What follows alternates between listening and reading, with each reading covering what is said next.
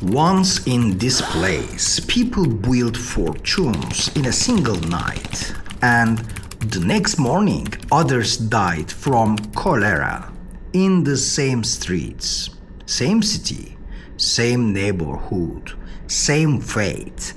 Cho Lon.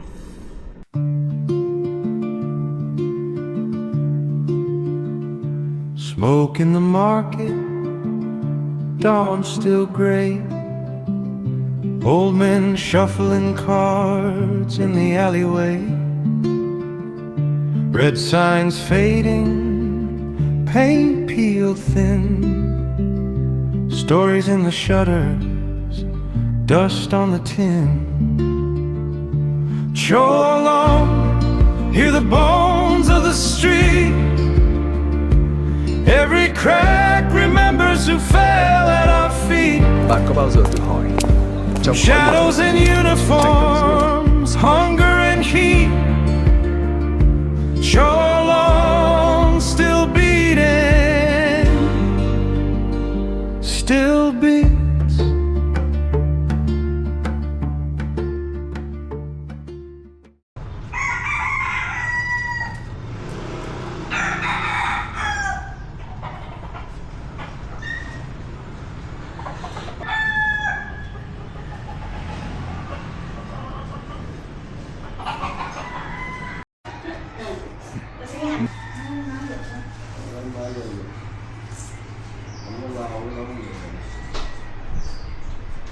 Thank you very much.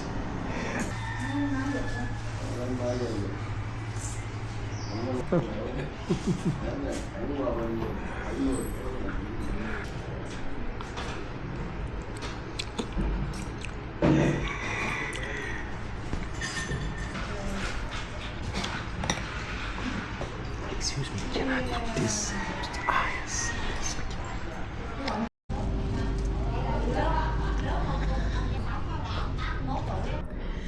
In 1778, people known as Hoa, ethnic Chinese, escaped the Tai Son rebellion and fled from Mito to this area. They were not just building a settlement, they were rewriting their future. According to French archives, this place quickly became one of the most active trade centers in southern Vietnam. Then colonial rule arrived.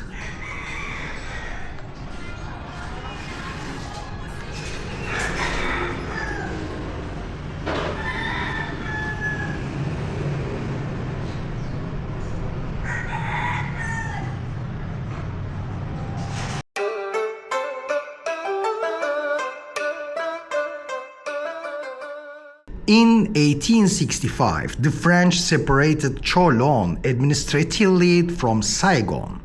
On paper, it looked like a simple decision, but in reality, it was the start of division. Until the 1930s, the area was called Saigon Cho Lon. But while Chinese merchants kept economic autonomy, spatial separation grew deeper. Then came one of the dirtiest policies, exclusion through hygiene.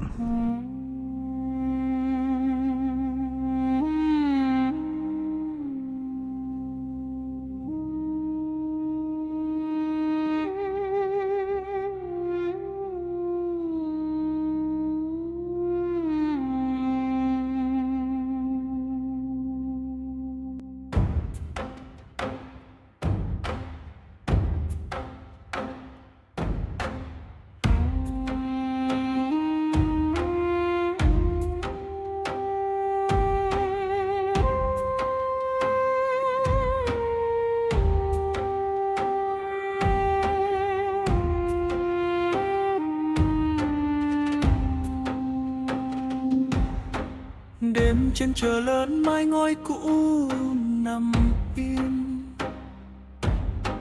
Bên sông đen xe thồ kêu trên nền chim. Mùi trà khô mắm muối bạc tiên và môi.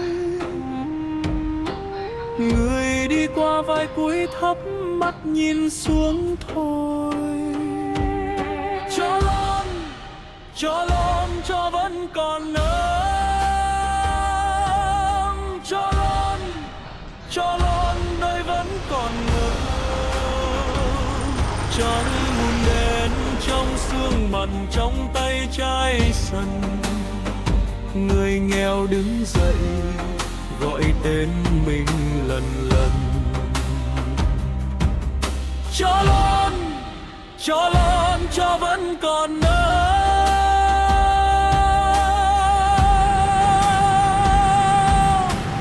hoàng báo tây dài kết qua nền gạch xưa.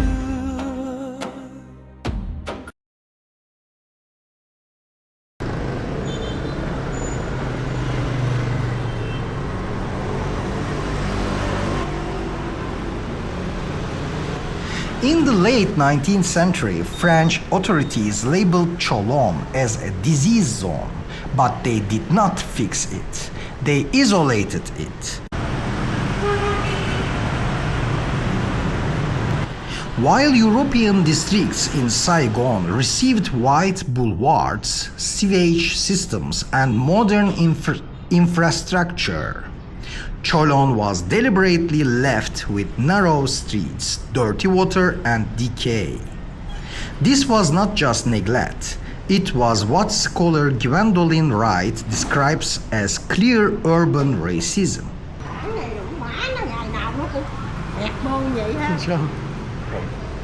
Can I? The canals were the heart of trade, but also carriers of disease, because there was no clean water, no investment, because these people were not seen as equal.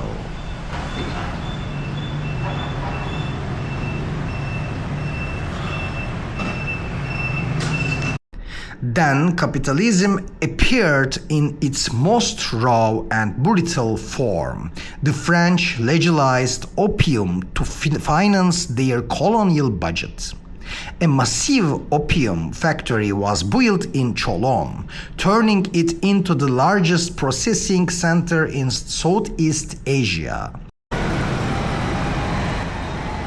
In the early 20th centuries, around 30% to 40% of the colonial budget, yes, almost half, came directly from opium sold here. People became addicted, the city became rich, and the colonial state profited. Paris profited.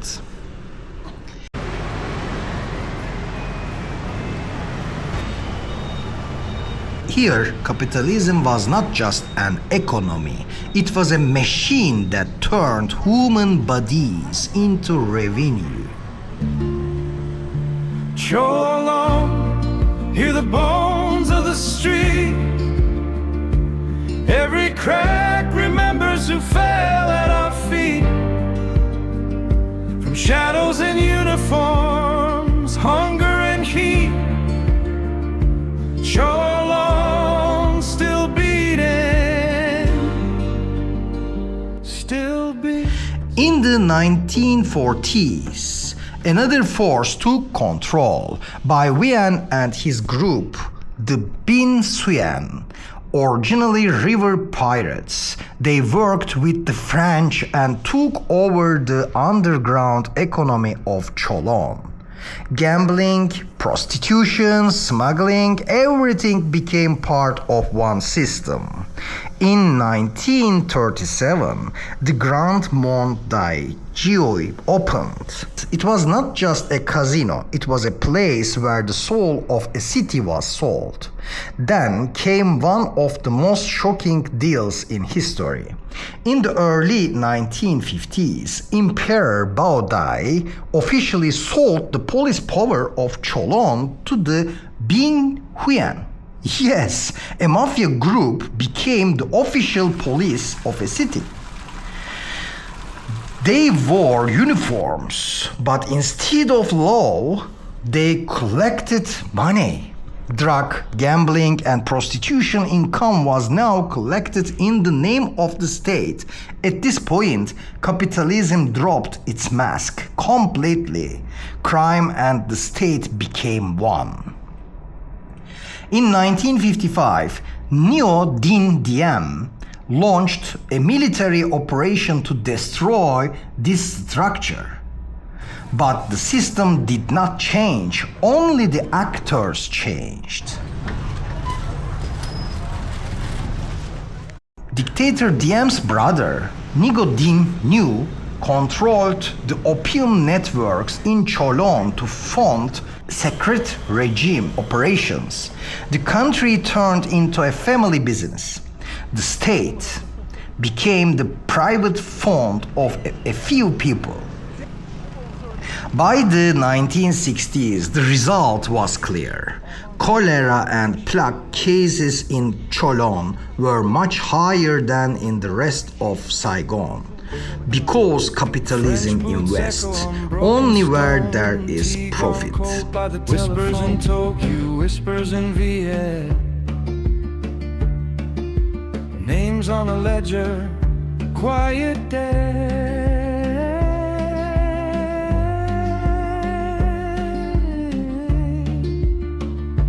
Cho Lon, hear the bones of the street. Every crack remembers who fell at our feet. From shadows and uniforms, hunger and heat, Cho Lon still beating, still beats.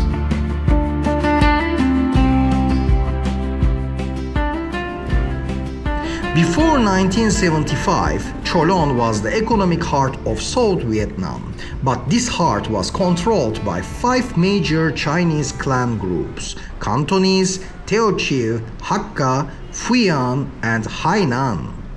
They had their own courts, their own welfare systems, almost like a state within a state. During the Vietnam War, this system became a global crisis. Raw opium from the Golden Triangle was processed into high-purity heroin inside the narrow streets of Cho Lon. This heroin did not only affect local people, it also addicted American soldiers in Vietnam.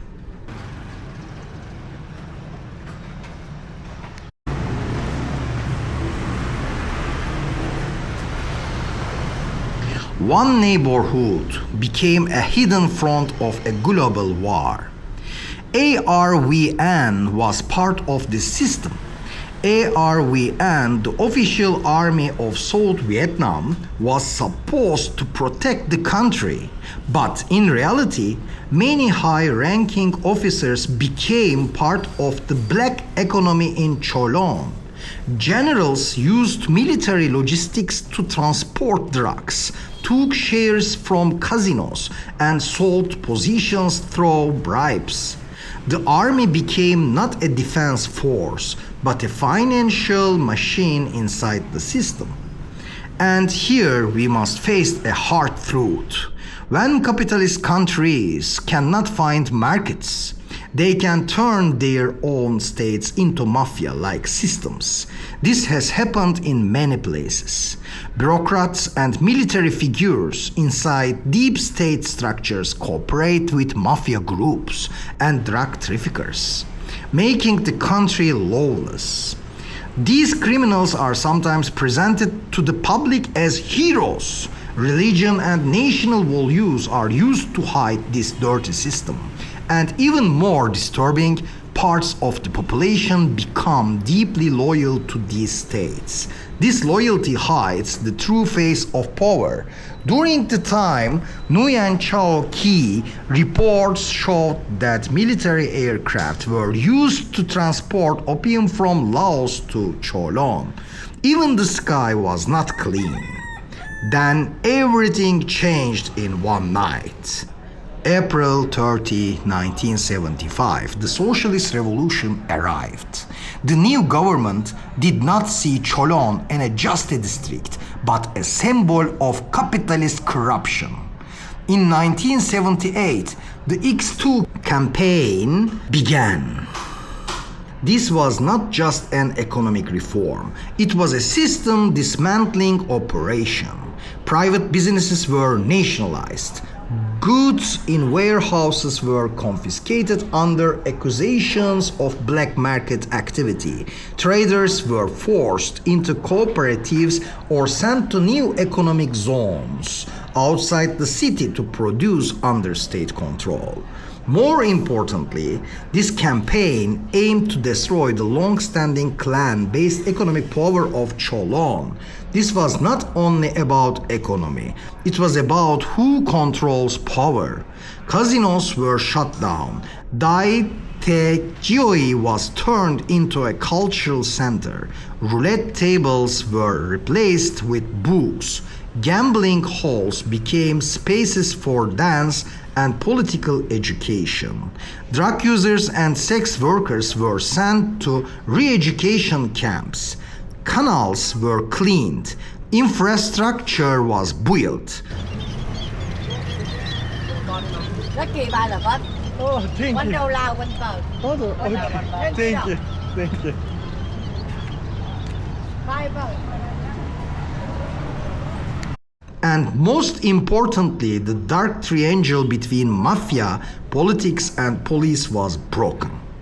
With the Ho Cow system, every street and building was monitored. It was not transparent, but it was strict.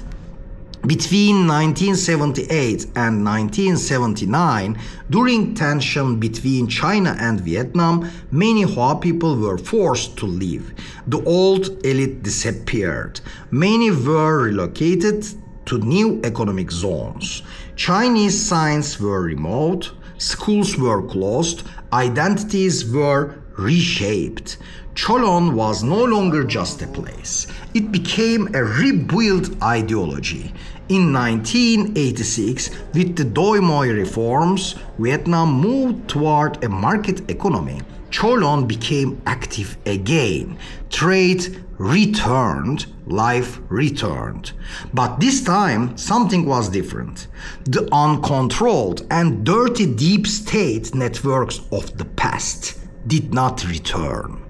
Today, Cho Lon is still alive, but when you walk through its streets, you should remember, this is not just a Chinatown. This is an open-air archive of the darkest sides of capitalism, the dirtiest policies of colonialism, and the hardest transformations of revolutions.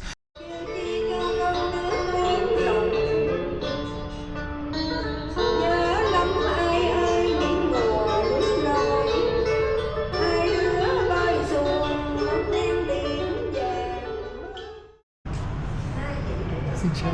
Hello, xin chào. Xin chào. And maybe the most disturbing question is this: did this story really end, or did it just change its form in the other countries? Today, the story of pre-revolution Vietnam continues in many lawless states and family dictatorships in the world. Dark drug networks, military officials, and state actors still work together in mafia and hidden systems. And the most frightening part is this: some people in these societies call their own oppressors heroes. Some mafia leader is heroes in the world. Unfortunately, now the truth becomes invisible under state power and carefully created narratives. After the shouting, after the guns, women scrub doorsteps, carry their sons. Neon replaces the candlelit fight. Kids chase each other through the ruins of night. Cho Lon, hear the bones of the street. Every crack remembers who fell at our feet.